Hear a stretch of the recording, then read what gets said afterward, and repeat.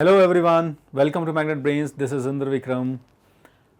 तो आज के 21वीं सदी के समय में जिस तरह की सोसाइटी में हम रह रहे हैं, इस सोसाइटी में ऑब्वियस सी बात है, देखो एक्सप्लॉयटेशन तो है, लेकिन exploitation means social classification, stratification, ये सब तो है ही है। लेकिन इससे पुरानी, हज़ारों साल पुरानी जो सोसाइटी है, तो जब आज के लेवल पर जब अवेयरनेस इतनी ज़्यादा है, आखिर एटलीस्ट आप मान सकते हैं कि उस ज़माने में, आज से 1000 साल पहले, 2000 साल पहले जो अवेयरनेस थी, उसकी तुलना में आज तो काफ़ी ज़्यादा अवेयरनेस है सोसाइटी में, है ना। देखेंगे हर कोई मोबाइल फ़ोन का इस्तेमाल कर रहा है, हर कोई जो है वो अपने लिविंग स्टैंडर्ड को ऊपर लेके जाने की कोशिश कर रहा है। तो अब ऐसे में जैसे जैसे लोगों का मेंटल होराइजन, जैसे जैसे उनका अवेयरनेस लेवल बढ़ता है, उनके एक्सप्लॉयटेशन के चांसेस भी कम होते हैं, है ना।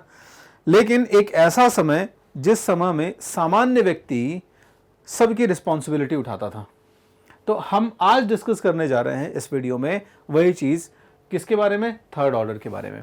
तो थर्ड ऑर्डर किस तरीके से यहाँ पे इंपॉर्टेंट है? थर्ड ऑर्डर इसलिए भी इंपॉर्टेंट है कि सबसे ज़्यादा लायबिलिटीज़ जिस ऑर्डर में हैं, सबसे ज़्यादा लायबिलिटीज़ जिस ऑर्डर के पास हैं, वो है हमारा थर्ड ऑर्डर। आप ये मान के चलो कि कुछ आज के ज़माने के टैक्स पेइंग मिडिल ऑर्डर की तरह, है ना, मिडिल क्लास सोसाइटी की तरह, जो हर तरह की स्कीम से भी बाहर हैं, और ये मान के चलो कि ना तो बहुत गवर्नमेंट की स्कीम से उन्हें फ़ायदे मिलते हैं, ना सरकार के और किसी पैकेजेस से उन्हें बहुत ज़्यादा फ़ायदे मिलते हैं, ठीक है। लेकिन टैक्स पेमेंट और बाकी सारे जो डिडक्शंस हैं, वो उनके अकाउंट से, उनकी अर्निंग से ज़रूर होते हैं। तो ये तो जस्ट ऐसे ही फ़नी नोट में रिलेट करने के लिए हो गया। हमारे पास थ्री ऑर्डर जो यूरोप का है, ये थ्री ऑर्डर जो है दो लोगों से मिलके बनता है, ठीक है। और ये दो लोग जो हैं वो हैं एक फ्री पेजेंट्स और सर्फ। ये दोनों ऊपर के जो दो ऑर्डर्स हैं जिनके बारे में आप पढ़ चुके हैं, तो इसके जो पिछले वीडियोज़ हैं, उन पिछले वीडियोज़ में हमने आपके फर्स्ट ऑर्डर के बारे में पढ़ा, और फर्स्ट ऑर्डर के बाद हमने सेकंड ऑर्डर के बारे में पढ़ा। तो फर्स्ट ऑर्डर और सेकंड ऑर्डर में दोनों में आपने समझ लिया कि किस तरीके की अथॉरिटीज़ और किस तरीके की पावर्स रहती थी जो इस ऑर्डर को बिलोंग करते थे उनके पास, है ना। फर्स्ट ऑर्डर में आपने देख लिया जो क्लर्जी थे, ठीक है, जो बिशप, पोप, क्लर्जी थे, ये आते थे। और सेकंड ऑर्डर में आपके नोबल्स, लॉर्ड्स, किंग्स, ये आ गए। दोनों के पास क्या है? राइट्स। दोनों के पास अधिकार हैं, मोर देन एनफ राइट्स, ठीक है। या आप कह दो कि सारे राइट्स जो हैं वो एक तरफ हैं, और लायबिलिटीज़ कह दो, रिस्पॉन्सिबिलिटीज़ कह दो, ठीक है। तो ये रिस्पॉन्सिबिलिटीज़ जो हैं ये बहुत कम है। रिस्पॉन्सिबिलिटीज़ और लायबिलिटीज़ किस लेवल पर हैं? सिर्फ इस लेवल पर हैं कि चलो हाँ, मैनेजमेंट करना है, प्रोटेक्शन करना है, तो प्रोटेक्शन भी अपनी प्रॉपर्टी का करना है, ज़्यादा कॉमन लोगों से मतलब नहीं है। तो लायबिलिटीज़ और रिस्पॉन्सिबिलिटीज़ कंपैरेटिवली कम है, और राइट्स सबसे ज़्यादा हैं। आज हम उस ऑर्डर के बारे में डिस्कशन कर रहे हैं जिस ऑर्डर के पास जस्ट उल्टा है, यानी जिसके ऊपर सबसे ज़्यादा लायबिलिटीज़ हैं, ठीक है, सबसे ज़्यादा लायबिलिटीज़ हैं, बिल्कुल सबसे ज़्यादा रिस्पॉन्सिबिलिटी है इस सोसाइटी की, और इन रिस्पॉन्सिबिलिटीज़ के होते हुए, इन लायबिलिटीज़ के होते हुए उसके पास, उसको कोई राइट्स नहीं दिए गए हैं। उसके जो राइट्स हैं वो कौन डिसाइड करेगा? उसके मालिक डिसाइड करेंगे। सेकंड क्लास या सेकंड ऑर्डर और फर्स्ट ऑर्डर के लोग डिसाइड करेंगे। छोटी छोटी चीज़ें कि एक नौकर, एक कामगार व्यक्ति, एक उनके खेतों में काम करने वाला व्यक्ति किसके साथ शादी संबंध स्थापित करेगा, ठीक है, कितने दिनों तक अपने खेत में काम करेगा, कितने दिनों तक मालिक के खेतों में काम करेगा, कब ज़रूरत पड़ने पर आर्मी में भी सर्व करेगा, ये सब कुछ डिसाइड करता है कौन? ये सब कुछ डिसाइड करता है आपका फर्स्ट ऑर्डर और सेकंड ऑर्डर, ठीक है। सेकंड ऑर्डर बेसिकली, और फर्स्ट ऑर्डर तो इनके जो बिहेवियर है उसको रेगुलेट करता है। तो कुल मिला के आप कह सकते हैं कि जो थर्ड ऑर्डर है हमारा सबसे कंट्रोल्ड ऑर्डर है, ठीक है। एक ऐसा ऑर्डर जो क्या करता है? सस्टेन कर रहा है किनको? बाकी के जो दो ऑर्डर्स हैं। तो ना सिर्फ उनको पाल पोस रहा है, ना सिर्फ उनको सस्टेन कर रहा है। सस्टेन करने से मतलब है कि इनके हार्डवर्क और इनकी प्रोडक्टिविटी की वजह से बाकी के 2 ऑर्डर्स जो है वो जीवित हैं। अगर ये जीवित है फर्स्ट 2 ऑर्डर्स, तो वो किन की वजह से? वो थर्ड ऑर्डर के हार्डवर्क की वजह से जीवित हैं, इनके कंट्रीब्यूशन की वजह से जीवित हैं। ठीक है, लेकिन इतना सब करने के बाद उनके ऊपर कंट्रोल भी उसी लेवल का है, वो कंट्रोल्ड भी बहुत ज़्यादा है। एक सेक्शन है फर्स्ट ऑर्डर जो उनकी सोच, उनके विचार, उनके कस्टम्स, ट्रेडिशंस को कंट्रोल करता है, और दूसरा सेक्शन है लॉर्ड्स जो उनके फिजिकल वर्क को कंट्रोल करते हैं। ठीक है, जो उनकी इनकम को कंट्रोल करते हैं। तो आज हम अब डिटेल में शुरू करते हैं इस वर्ग की कहानी को। जैसा मैंने आपसे कहा कि जो 2 सेक्शंस हो गए, एक फ्री पीजेंट वाला सेक्शन हो गया और दूसरा सर्फ वाला सेक्शन हो गया, ये 2 जो हैं वो थर्ड ऑर्डर में आते हैं। हमने इसमें जो पीजेंट्स हैं इनको 2 तरीके से कैटेगराइज कर रखा है। कुछ लोग होते थे जो फ्री पीजेंट्स होते थे। क्या होते थे फ्री पीजेंट्स? वो आज की वीडियो में अभी डिटेल जब हम शुरू कर रहे हैं तो समझेंगे। कुछ जो अनफ्री पीजेंट्स होते थे वो कौन लोग होते थे वो हम समझेंगे यहाँ पे। ठीक है, तो नाम से समझ में आ गया आपको कि पहले आप फ्री पीजेंट्स के बारे में पढ़ने वाले हो और उसके बाद फिर आप सर्फ्स के बारे में पढ़ने वाले हो, यानी वो लोग जो बेसिकली फ्री नहीं होते थे। सबसे पहले हम शुरू करते हैं ऐसे मजदूर, ऐसे कामगार लोग जो फ्री हैं।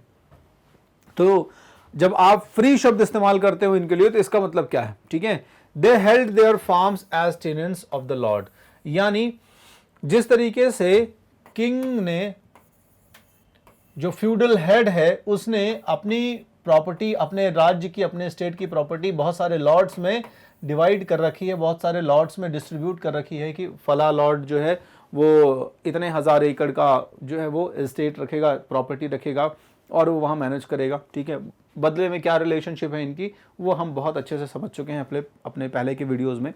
तो ये जो लॉर्ड है ये एक तरीके से किंग के लिए क्या है? टीनेंट ही है। ठीक है, वैसे ही अब लॉर्ड जो है अपनी ज़मीनों पे भी या इन ज़मीनों को भी कुछ लोगों में डिस्ट्रीब्यूट कर सकता है। ठीक है, आप कह दो कि कुछ ऐसे लोग जिनके पास लैंड्स हैं, जिनके पास ज़मीन हैं। ठीक है, तो ये जो हो गए वो फ्री पीजेंट्स हो गए और इन्हें अधिकार है कि अपने खेतों में भी काम कर सकते हैं। लॉर्ड के खेतों में तो काम करेंगे ही करेंगे, इसका मतलब ये नहीं कि ये कभी लॉर्ड के खेत में काम नहीं करेंगे, हमेशा फ्री हैं, कंट्रोल्ड नहीं है। ठीक है, फ्री पीजेंट का मतलब है कि हाँ, ऐसा नहीं है कि आपको वहीं पे रहना है, लॉर्ड के मैनोर में रहना है और मैनोर में रह के, यानी उसी एरिया में जो उसका मेन मैनोर में जो मेन घर बना हुआ है वहाँ पे रहना, ऐसा नहीं है। ठीक है, आप उस मैनोर में कहीं भी रह सकते हैं क्योंकि एक मैनोर के अंतर्गत बहुत सारे विलेज आते थे, आपको पता है। तो अब उन विलेजेस में आराम से आप रहिए और आपका जो भी कुछ ज़मीन का टुकड़ा आपको मिला है उसमें आप खेती करिए। तो इनके पास क्या होता था? They were like tenants of the lord, यानी लॉर्ड के किराएदार के तौर पर या काश्तकार के तौर पर। इसका मतलब होता है कि कहीं ना कहीं डिपेंडेंट लॉर्ड के ऊपर ही हैं, लेकिन फिर भी अपने लेबर, अपने श्रम को कैसे वो कहाँ एम्प्लॉय करेंगे ये काफ़ी हद तक वो डिसाइड कर सकते हैं। ठीक है, खुद का उनका जो परिश्रम है, खुद का उनका जो लेबर है वो सिर्फ लॉर्ड के लिए रिजर्व नहीं है, वो काफ़ी कुछ अपने लिए भी काम कर सकते हैं, अपनी मेहनत को जो है वो अपने लिए भी इस्तेमाल कर सकते हैं। तो held their farms as tenants of the lord, यानी अपने खेतों को वो लॉर्ड के किराएदार के तौर पर। इसका मतलब ये हो गया कि मान लिया कि ये जो खेत है वो खेत हमें लॉर्ड ने दे रखा है, हम यहाँ प्रोडक्शन करेंगे, इसके बदले में लॉर्ड को कुछ पे करेंगे और हम रहेंगे भी वहाँ पे और बाकी कुछ अपनी भी आजीविका, अपना भी लाइवलीहुड चलाएंगे। तो होपफुली आपको समझ में आ गया होगा कि फ्री लॉर्ड का मतलब क्या है। फ्री लॉर्ड जब मैं कह रहा हूँ तो उससे आप क्या समझ रहे हैं। ठीक है, तो ना सिर्फ इनको लॉर्ड्स खेत प्रोवाइड कराते थे, फील्ड्स या फार्म्स प्रोवाइड कराते थे जिनमें इन्हें काम करना होता था, और काम करने के साथ साथ जो उसका प्रोड्यूस का, उत्पादन का एक हिस्सा है वो देना होता था, बल्कि आवश्यकता पड़ने पर इन्हें क्या करना होता था? मिलिट्री सर्विसेज, सैन्य सेवाएं भी करनी होती थी। तो जब भी कभी ऐसी आवश्यकता पड़ी, क्योंकि लॉर्ड और किंग के बीच में जो रिलेशनशिप है, याद होगा ना, लॉर्ड ने किंग को क्या सीनियर मान रखा था और साथ में लॉर्ड ने ये प्रॉमिस भी किया था किंग से कि जब भी आपको जरूरत पड़ेगी, whenever you required military services I will be there. ठीक है, जब भी आपको सैन्य सेवाओं की आवश्यकता पड़ेगी तो मैं आपको उपलब्ध कराऊंगा। ठीक है। तो अब ये कहाँ से उपलब्ध कराएगा? सैनिक बनाने तो जाएगा नहीं कि सैनिक की मैन्युफैक्चरिंग करेगा। उसके पूरे मैनोरियल स्टेट में जितने भी मेल लोग हैं, जितने भी मेल इंडिविजुअल्स हैं जो काम कर रहे हैं, जो मेल पॉपुलेशन है, तो वो बाय डिफॉल्ट आर्मी की तरह है। जो स्वस्थ लोग हैं वो जब भी आवश्यकता पड़ेगी तो वो काम के लिए बुलाए जा सकते हैं और उन्हें सेवा देनी होगी, ठीक है। तो एक चीज़ ये हो गई। अब इनको मिलिट्री सेवाएं जो होती थी, लगभग रिक्वायरमेंट होता था कि भाई अब युद्ध की स्थिति तो बनी ही रहती थी, तो लगभग साल में 40 दिन आपको मिलिट्री सर्विसेज देनी है। याद करो रोमन एम्पायर से कंपैरिजन करोगे तो देखोगे कि यहां पर फिर भी, अब फ्यूडलिज्म में यही होता है, वहां पर क्या था, वहां पर एकदम बाकायदा वेल ऑर्गेनाइज्ड आर्मी थी, उनको रिक्रूट किया जाता था, है ना। वो जीवन के एक स्पेसिफिक, है ना, 25 साल 20 साल उनको सेवा देनी होती थी आर्मी में। यहाँ पर प्रतिवर्ष एक व्यक्ति को 40 दिन अपने जीवन के सेवा में, सैन्य सेवा में, मिलिट्री सेवा में लगाने हैं, ठीक है। चलो इसके अलावा सिर्फ वो व्यक्ति ही नहीं, यानी वो जो main head of the family है, जो मेन मेल है, वो तो ठीक है, वो तो टीनेंट की तरह है और मिलिट्री सर्विस में भी पार्टिसिपेट करेगा। उसके बाकी के फैमिली मेंबर्स, तो ऐसे फ्री पेजेंट्स के जो फैमिली मेंबर्स होते थे, ठीक है, उनको भी हफ्ते में कुछ निश्चित दिन होते थे कि आपको काम करना है आके फील्ड पे, ठीक है। अमूमन 3 दिन हो सकता था या 3 से ज्यादा भी हो सकता था, ठीक है। ये कई बार लॉर्ड ही तय कर देते थे कि भाई इतने दिन की मुझे रिक्वायरमेंट है। मान लीजिए अब उनके फैमिली मेंबर जो है वो एक वीक में 3 दिन काम कर रहे हैं, तो कम से कम 3 दिन तो काम करेंगे ही, और बाकी दिन वो अपने फार्म्स में काम कर सकते हैं जो उनको लॉर्ड की तरफ से मिले हुए हैं, जो उनकी एक तरीके से अपनी प्रॉपर्टी भी है, ठीक है। जब तक लॉर्ड चाहता है, लॉर्ड चाहे तो बेदखल भी कर सकता है, कोई बड़ी बात नहीं है। फिर कभी ऐसा भी हो सकता है कि ये दिन एक्सटेंड होकर 4 या 5 दिन तक भी जा सकते हैं, एज पर द रिक्वायरमेंट। किसी बार फसल बहुत अच्छी हो गई, किसी बार या मान के चलो ज़्यादा रिक्वायरमेंट ही है, ज़्यादा टैक्सेस पे करना है, ज़्यादा ग्रेन से सप्लाई करनी है किंग को, तो ऐसे कंडीशन में लॉर्ड इनकी सर्विसेज को ज़्यादा दिनों के लिए हफ्ते में ले सकता है। तो ये लॉर्ड के ऊपर डिपेंड कर सकता था, ठीक है। चलो इसके अलावा एक तो ये काम करेंगे, है ना, मतलब अपने खेतों में काम करेंगे और यहाँ पे फैमिली मेंबर्स के रूप में ये लॉर्ड के खेतों में काम करेंगे। इसके अलावा बहुत सारे अनपेड वर्क हैं, यानी जिन कार्यों का भुगतान नहीं किया जाएगा, ऐसे काम हैं जिनकी पेमेंट नहीं की जाएगी, ठीक है। इस तरह के अनपेड लेबर सर्विसेज करने के लिए भी इनको बाध्य कह दो आप, या बाध्य नहीं भी कहोगे तो वो ऑब्लिगेशन होता था एक तरीके का कि उनको करनी ही है। तो बहुत सारे अनपेड लेबर सर्विसेज जो हैं दे हैव टू डू, ठीक है। बहुत सारी अनपेड सर्विसेज वो करते थे, है ना। जैसे आसपास खाइयाँ खोदना हो गया, ठीक है, कि खाई खोदना, खाई का मतलब होता है ना, जैसे मान लो ये अमूमन आपने देखा होगा या पढ़ा होगा कि जो आप पैलेसेस हैं, महल है, फोर्ट्स हैं, उनके चारों तरफ गड्ढे वगैरह खोदे जाते थे, ठीक है। तो कई बार यहाँ खेतों के आसपास भी इस तरह की सिचुएशन होती थी, जानवर वगैरह ना आए तो गड्ढे खोद दिए काफ़ी बड़े, या जो पूरा मैनोर का एरिया है उसके चारों तरफ भी कई बार फॉर डिफेंस पर्पज इस तरह की सिचुएशन हो गई, ठीक है। या फिर कमर्शियल पर्पजेस से कभी ऐसी रिक्वायरमेंट है कि चलो कुछ बनाना है, कुआं बनाना है या कुछ भी करना है, तो आपको डिगिंग डिचेस यानी बहुत गहरे खाई की तरह या जो गड्ढे होते हैं उनको खोदना होगा, उनको डिग करना होगा, है ना। लकड़ियाँ इकट्ठी करनी होगी आपको, फायरवुड, क्योंकि उन्हीं का इस्तेमाल करके भोजन वगैरह बनता था। कई बार क्लाइमेटिक कंडीशन एक्सट्रीम तो रहती ही थी, तो सर्दियों वगैरह में वही फायरवुड इस्तेमाल होता था जलाने के लिए, लकड़ियाँ वगैरह, है ना। फिर बाड़ बनाना, फेंसेस वगैरह बनाना, ये इनका काम हो जाता था।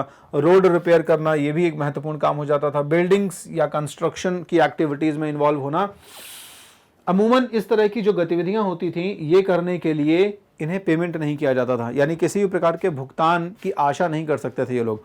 तो अब आप देख सकते हैं कि अपने जीवन का अधिकांश हिस्सा, है ना, अपने जीवन का अधिकांश हिस्सा, मैक्सिमम जो पार्ट हो गया उनकी लाइफ का, वो किस में चला जाता था, वो लॉर्ड्स को सर्विसेज प्रोवाइड करने में चला जाता था, ठीक है। और ये जो लॉर्ड होता था, ये बदले में कुछ खास नहीं दे रहा है, बदले में ठीक है उनकी आजीविका चलती जाए, है ना। और पुराने समय में चूंकि जीवन थोड़ा सा सरल होता था और लोगों को इतना ज़्यादा एम्बिशंस नहीं होते थे, है ना, इतनी नीड्स नहीं होती थी, तो बस सिंपल सा उन्होंने भोजन कर लिया, भोजन करने के साथ उनकी वाइन मिल गई उनको, और साल का एक समय मिल गया जब उनको कुछ फेस्टिवल्स में छुट्टियां मिल गई, कुछ एंजॉयमेंट कर लिया। तो एक पीजेंट या फार्मर इससे ज़्यादा बहुत कुछ चाहता भी नहीं था। लेकिन यहाँ पे फिर भी आप आज के समय से इसकी तुलना करो, क्योंकि इतिहास पढ़ने का देखो मतलब यही है कि हमें रिलेट करना या तुलना करना, कंपैरिजन करना आना चाहिए। तो अब आज के समय से जब इसको कंपेयर करोगे तो आप देखोगे कि लोगों का जो जीवन था वो बहुत जटिल था, कॉम्प्लिकेटेड था। कॉम्प्लिकेटेड सिर्फ इसलिए था क्योंकि उनको अधिक से अधिक अपने श्रम का, अपनी कैपेसिटी का दूसरों के लिए दे देना होता था, मैक्सिमम जो है वो दे देना होता था। और आज के समय में आपको चलिए पेमेंट तो मिल जाएगी, क्योंकि अब मनी है ना, पैसा आ गया है। तो जो भी एक्सचेंजेस होते हैं, जो भी गिव एंड टेक होता है, उसमें सर्विसेज लो या वस्तुएं लो, उसके बदले में पैसा दो। अब यहाँ पर तो सिर्फ सर्विसेज लीजिए आप, और बदले में आपको खाने के लिए कुछ मिल गया तो ठीक है, अदरवाइज आपको अनपेड सर्विसेज तक करनी पड़ेगी। अब जंगल में कोई जा रहा लकड़ियाँ इकट्ठा करने, ठीक है, और ऐसा तो है नहीं कि लकड़ी पड़ी मिली हो रही होगी तुरंत उठा के लेके आएगा, रिस्क भी है उसकी लाइफ को, तमाम चीज़ें हैं। यही समय वो अपने खेत में देता तो शायद ज़्यादा प्रोडक्शन कर सकता था, ज़्यादा प्रोडक्शन कर सकता था, तो उसका जो लिविंग स्टैंडर्ड है वो हाई हो जाता।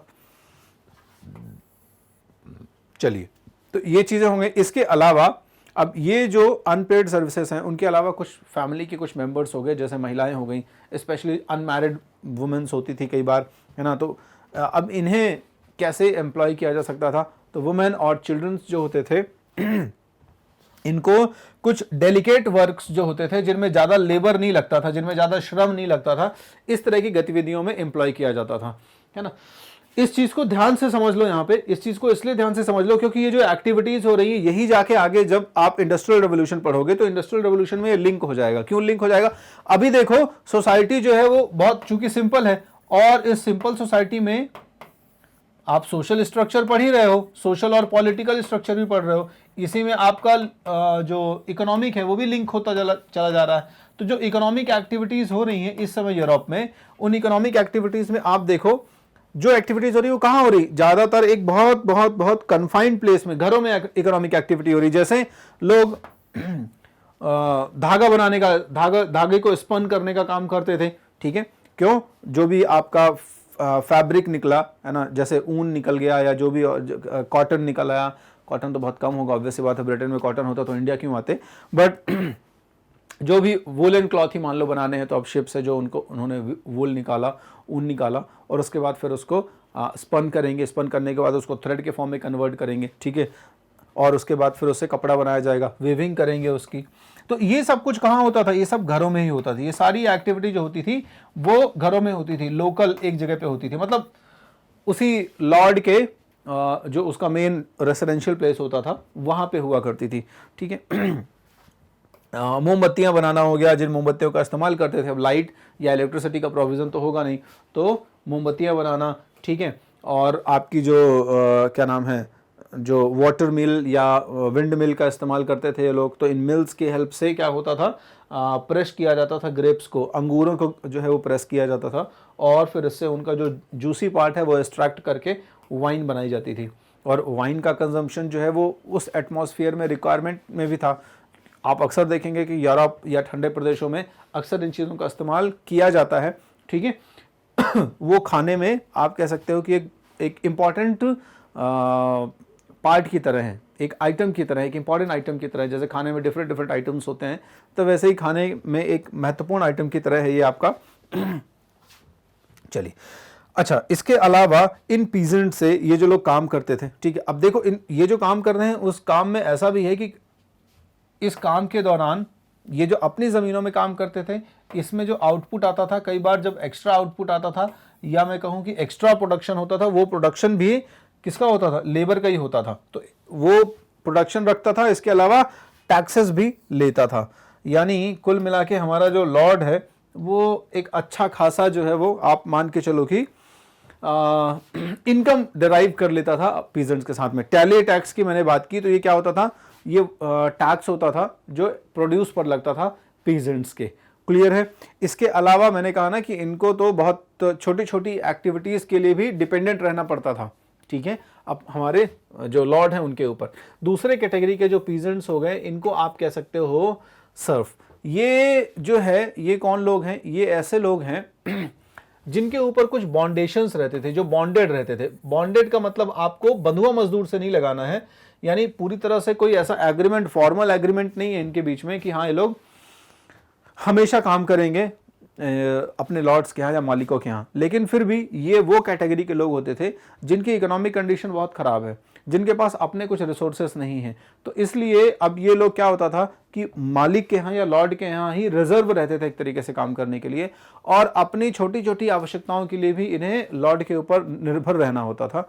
छोटी छोटी आवश्यकताओं के साथ साथ अपने जीवन के महत्वपूर्ण जो आप कहें फेजेस हैं, शादी करना है, कहीं जाना है, ठीक है, इसकी इजाज़तें भी इन सर्फ को किससे लेनी पड़ती थी, लैंडलॉर्ड्स या लॉर्ड से लेनी पड़ती थी। ठीक है, तो ये कौन हो गए, ये ऐसे कृषि मजदूर हो गए, एग्रीकल्चरल लेबर हो गए, ठीक है, जो फ्यूडल सिस्टम से बंधे हुए होते थे, यानी इनको फ्री ट्रीट नहीं कर सकते हैं आप, ये काफ़ी कुछ बंधे हुए हैं। ठीक है, और लॉर्ड के स्टेट में क्या है, हमेशा काम करना ही पड़ेगा इनको, है ना।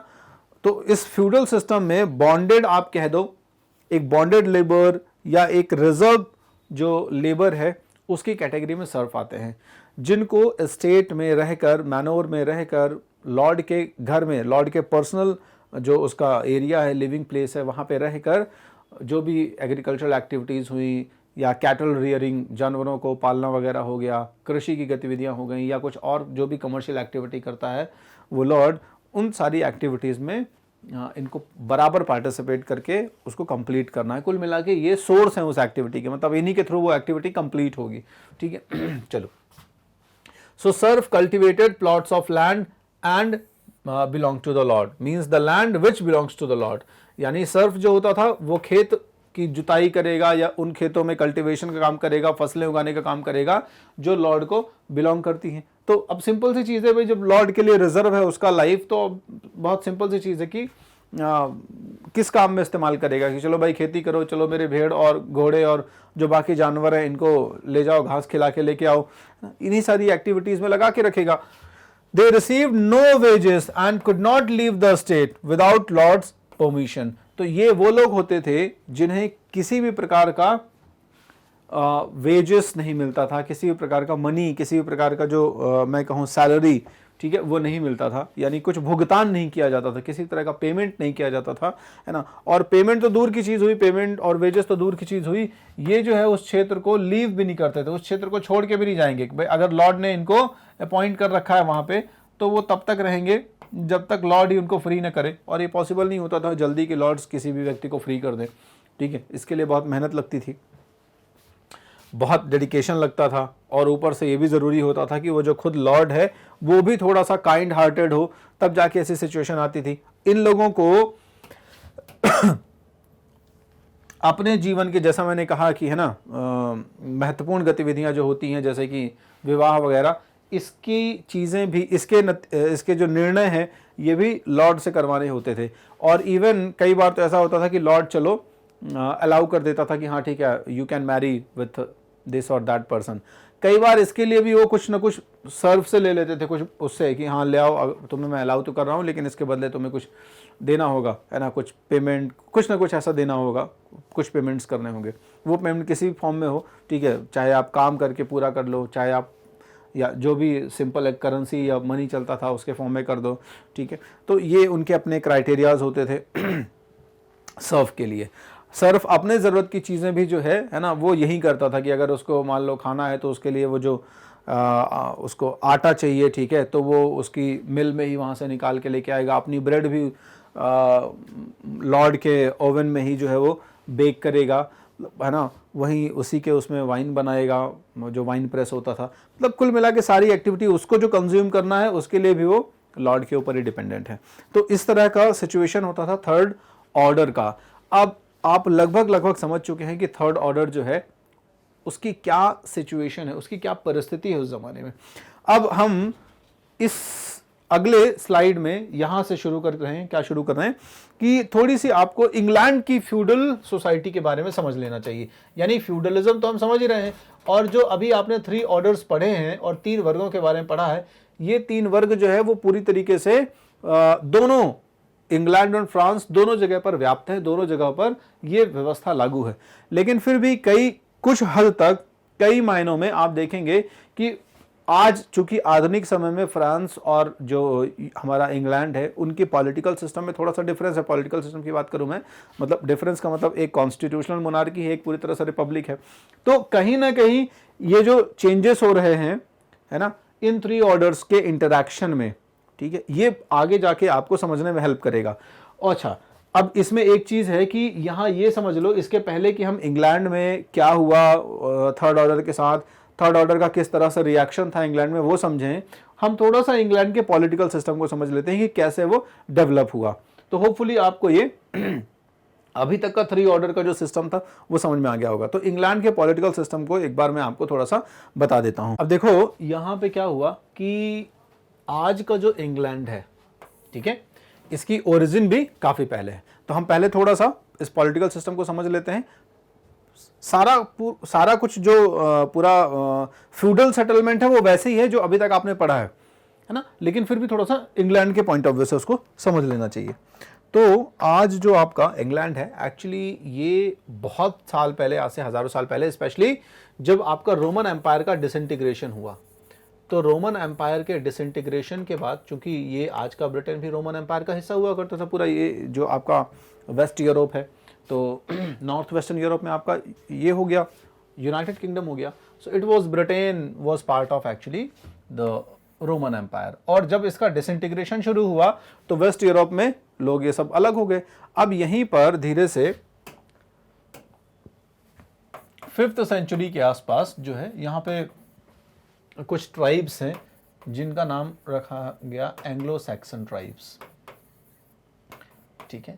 सो ये जो एंग्लो सैक्सन ट्राइब्स हैं, बेसिकली ये लोग सेंट्रल यूरोप से माइग्रेट करते हुए, ठीक है, सेंट्रल यूरोप से माइग्रेट करते हुए किधर आए, ब्रिटेन की तरफ आए, ठीक है, सेंट्रल यूरोप से माइग्रेट करते हुए इंग्लैंड में आके बस गए। और लगभग 7 एंग्लो सेक्शन की जो ट्राइब्स हैं, इन्होंने आके यहाँ पे सेटलमेंट किया। उसे उस जमाने में हेप्टार्की कहा जाता था, ठीक है, हेप्टार्की कहा जाता था। हेप्टा का मतलब आपको भी पता है ना, मोनो, डाई, ट्राई, या सुना होगा आपने टेट्रा, ठीक है, पेंटा, हेक्सा, हेप्टा, ऑक्टा, है ना। तो हेप्टार्की कहा जाता था क्योंकि यहाँ पे 7 जो इनकी जो इंपॉर्टेंट ट्राइब्स थी, ये 7 ट्राइब्स यहाँ के आके सेटल होंगी। और इन्हीं 7 ट्राइब्स से आगे जाके चूंकि इंग्लैंड में इंपॉर्टेंट डेवलपमेंट हुए, इसलिए इन्हीं के नाम पर इंग्लैंड का नाम भी पड़ गया, ठीक है। तो England stands for actually Angle land, angel land, okay. So इस तरीके से इसका नाम धीरे धीरे इंग्लैंड पड़ा। अब यहां पे क्या हुआ कि लगभग 1066 में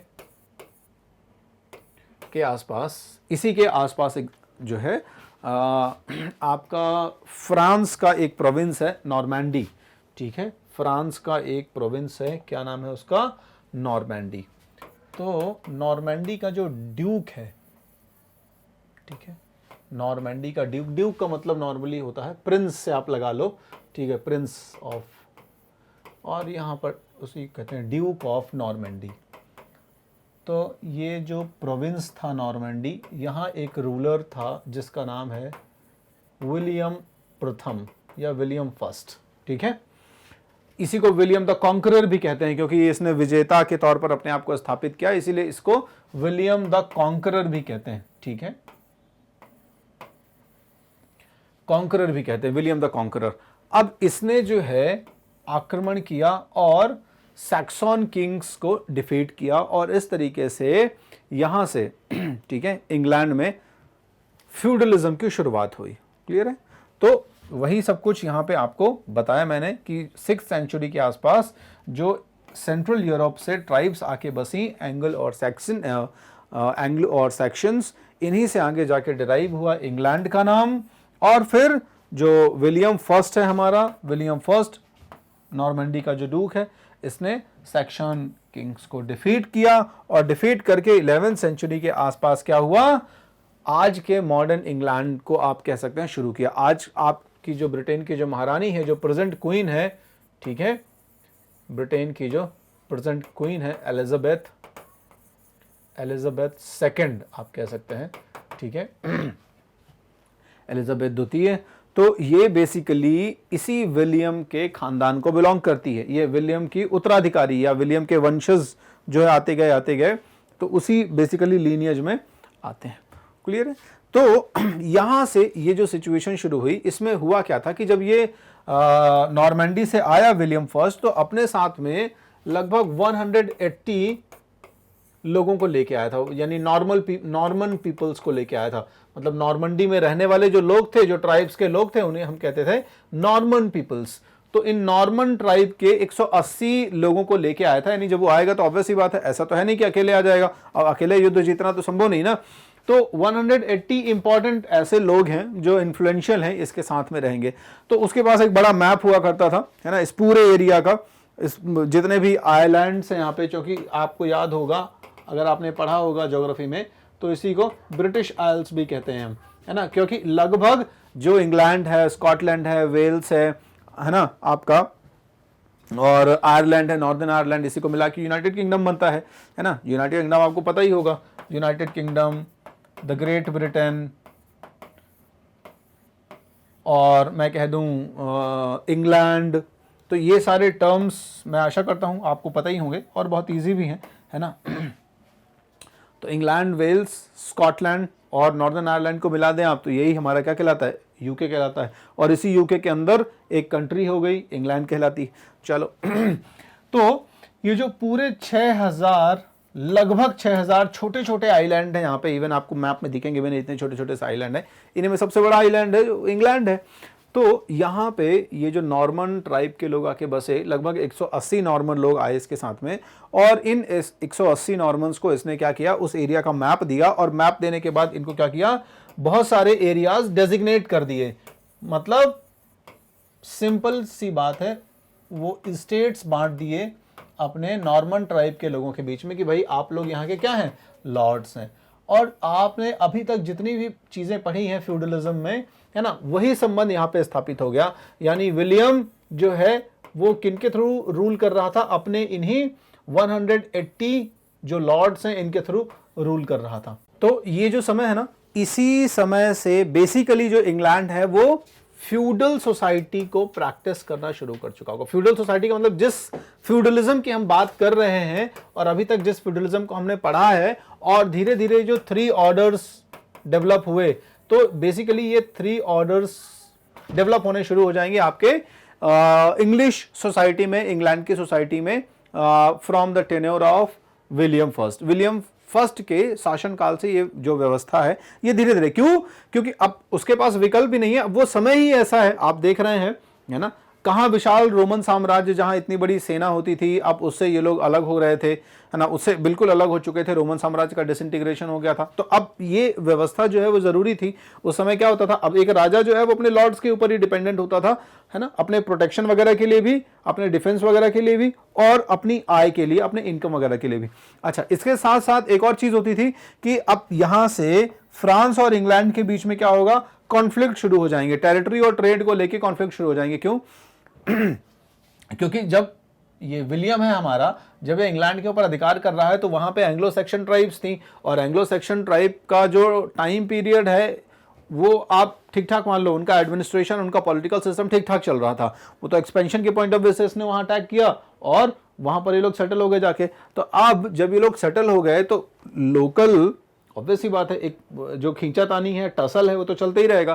तो इंग्लैंड और फ्रांस के बीच में कॉन्टिन्यूअस वॉर की सिचुएशन बनी रहेगी, और इसी वॉर की सिचुएशन के लिए अब जरूरी भी है कि ये जो लॉर्ड्स हैं, ये लॉर्ड्स जो है इनको डिफेंस भी प्रोवाइड कराएं, यानी रक्षा डिफेंस की जो सर्विसेज हैं वो प्रोवाइड कराएं।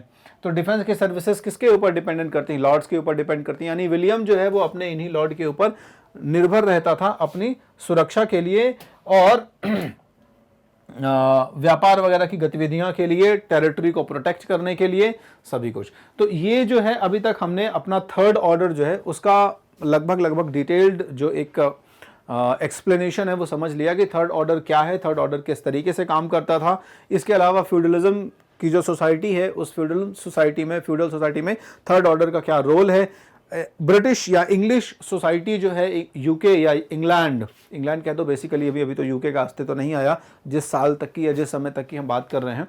यूके तो बहुत बाद में पूरा बनेगा, जब आज का इंग्लैंड, वेल्स, स्कॉटलैंड और नॉर्दर्न आयरलैंड आपस में एक होंगे, ट्रीटी करके पॉलिटिकल यूनिफिकेशन हो जाएगा उनका। तो कुल मिला के मुझे लगता है कि आपको ये समझ में आ गया होगा। अब इसके बाद वाला जो है सेक्शन, वो आप देखोगे कि फोर्थ ऑर्डर भी डेवलप होगा, साथ साथ कुछ नए फैक्टर्स आएंगे जो एग्रीकल्चर को प्रभावित करेंगे। तो उन फैक्टर्स के बारे में हम डिस्कशन शुरू करेंगे करना, जो बताएंगे जैसे इन्वायरमेंटल हो गया, लैंड यूज हो गया, तो उसका क्या फर्क पड़ा उस जमाने में। यानी 3 ऑर्डर से रिलेटेड कुछ स्ट्रगल्स हैं जिनको आपको पढ़ना है। तो बने रहिए मैग्नेट ब्रेन्स के साथ। Thank you.